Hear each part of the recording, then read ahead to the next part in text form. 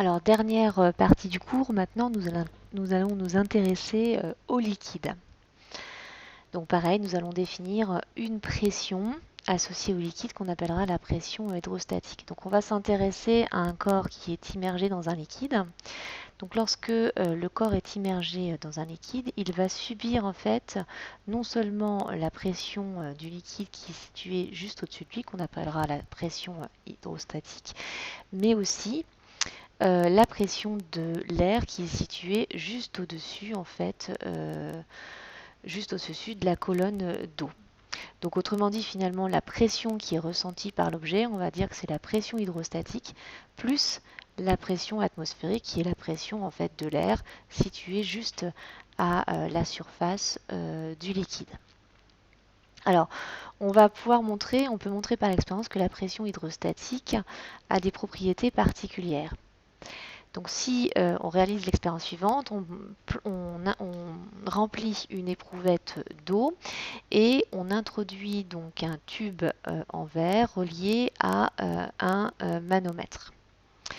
Alors bien sûr le tube en verre est creux, hein, il y a de l'air à l'intérieur et on va mesurer en fait la pression en différents points du liquide à des profondeurs différentes. Alors si on relève la pression hydrostatique, donc la pression due juste à l'eau, hein, en fonction de la profondeur H, on s'aperçoit que cette pression hydrostatique est proportionnelle à la profondeur H puisqu'on obtient une droite qui passe par l'origine. Autrement dit, la pression hydrostatique, c'est K fois la hauteur d'eau, petit h.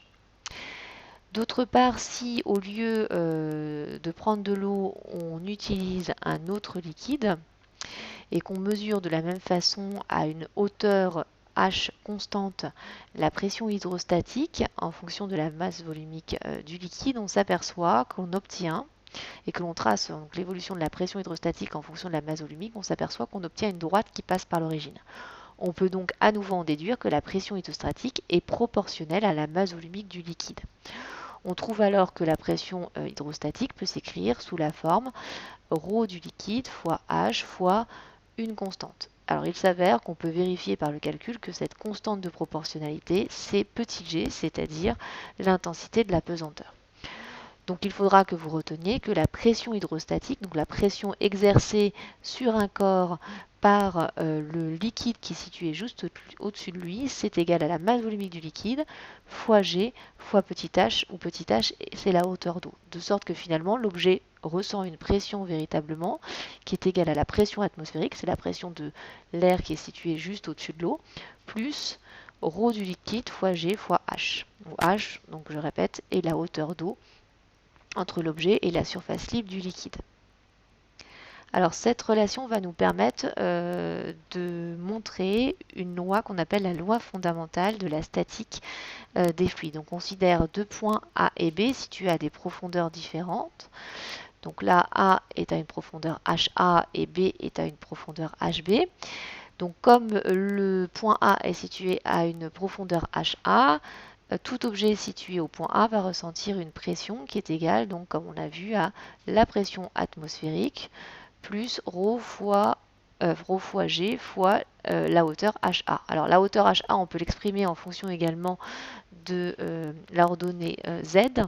HA, ça correspond en fait à Z surface moins ZA. Donc je peux écrire que P, la pression qui règne au point A, c'est la pression atmosphérique, plus ρ du liquide fois G fois Z surface moins ZA. Si je fais la même chose au point B, donc comme la hauteur d'eau au niveau du point B c'est HB, la pression ressentie au point B, ça va être P atmosphère plus ρ du liquide fois G fois HB. Donc du coup, HB on peut aussi l'exprimer en fonction de ZB de la Z et de l'altitude de surface, donc Z surface. On s'aperçoit que HB, c'est Z surface moins ZB. Donc je vais le remplacer dans l'expression. Donc maintenant, si je cherche à exprimer la différence PB moins PA, donc je vais recopier ici juste les deux expressions que j'ai obtenues pour la pression au point B et la pression ressentie au point A. Si je fais la différence entre les deux, j'obtiens que PB moins PA, c'est P atmosphérique moins P atmosphérique, donc 0, plus ρ du liquide fois G fois Z surface moins ZB moins Z surface moins ZA. Alors en développant, on peut montrer du coup que PB moins PA, c'est égal à ρ du liquide fois G fois ZA moins ZB. Donc cette relation constitue la statique des fluides. Donc à connaître par cœur. Alors pas la démonstration, mais en tout cas la relation. Donc on trouve en fait de façon générale que si vous avez deux points A et B qui sont situés dans un liquide de masse volumique ρ à une altitude ZA et ZB, la pression en fait au point A et au point B vérifie la relation suivante, PB moins PA est égal à ρ du fluide fois G fois ZA moins ZB. Donc là vous remarquez bien au niveau des indices, j'ai PB moins PA, mais j'ai ZA moins ZB. Hein. Donc je commence par le point de PA moins ZB et non pas ZB moins ZA, c'est pas dans le même sens, c'est ce qu'il faut que vous remarquiez. Hein. Alors, donc du coup, une conséquence effectivement assez importante, c'est que si ZA égale à ZB, ZA moins ZB est égal à 0 et du coup PB moins PA est égal à 0, autrement dit la pression est la même. Autrement dit la pression ressentie par tous les points situés au même niveau est la même. Donc dès qu'on est à la même altitude, on ressent la même pression. Alors du coup, on va mettre en pratique sur cet exercice de mise en application. Je vais vous montrer comment on peut raisonner. Alors, dans un premier temps, ici, donc j'ai considéré le point A qui est situé à la surface de l'eau, le point B qui est situé à la même altitude, le point C qui est situé à la surface libre à l'intérieur de l'éprouvette. Alors déjà, la première chose, c'est qu'on vous dit que le tube est vide. Autrement dit, il n'y a pas d'air à l'intérieur. Donc s'il n'y a pas d'air à l'intérieur, il n'y a pas de choc qui s'exerce, pas de pression et pas de choc qui s'exerce sur la surface libre au niveau du liquide contenu à l'intérieur du tube à essai. Donc la pression au point C, du coup, est égale à 0. Ça, c'est la première chose qu'on puisse dire. Ensuite, on est au point A. Alors, dès que vous avez un liquide qui est en contact avec l'air, la pression qui règne en ce point est égale à la pression de l'air, puisqu'il y a un équilibre qui s'établit. Donc, la pression en un point A est égale à la pression atmosphérique. Donc, ça sera tout le temps vrai. Il va falloir que vous le reteniez. Dès que vous avez un point en contact, je répète, avec la surface de l'air, la pression qui règne est égale à la pression atmosphérique. Après, si j'applique la statique des fluides, comme A et B sont situés à la même altitude, la pression qui règne en B sera la même qu'en A. Autrement dit, la pression au point B, c'est égal à la pression atmosphérique. Alors du coup, on vous demande maintenant, à partir de ça, de trouver la hauteur H de la colonne de mercure.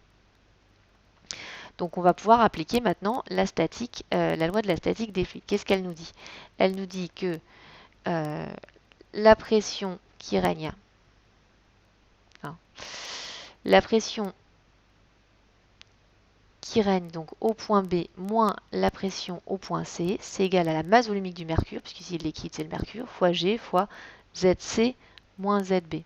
Alors ZC moins ZB, c'est égal à H, puisque ZC est bien plus grand que ZB, donc ZC moins ZB c'est plus H. Et la pression au point B, on a dit que c'était la pression atmosphérique, la pression au point C c'est égal à 0, donc je vais le remplacer. Donc j'obtiens du coup que P atmosphérique c'est égal à ρ du mercure fois G fois H. Et donc H c'est égal à la pression atmosphérique sur ρ du mercure fois G, et on trouve une une hauteur d'eau de 0,765 mètres. Donc l'idée pour appliquer la loi de la statique des fluides, c'est de l'utiliser en deux points. Un point où on cherche la pression ou l'altitude, et un point en fait où on cherche cette fois où on connaît tout, à savoir l'altitude et la pression.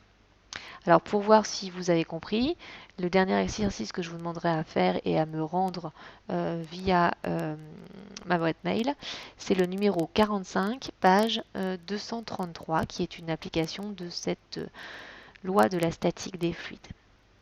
Donc si vous avez des questions, je reste à votre disponibilité sur Pronote.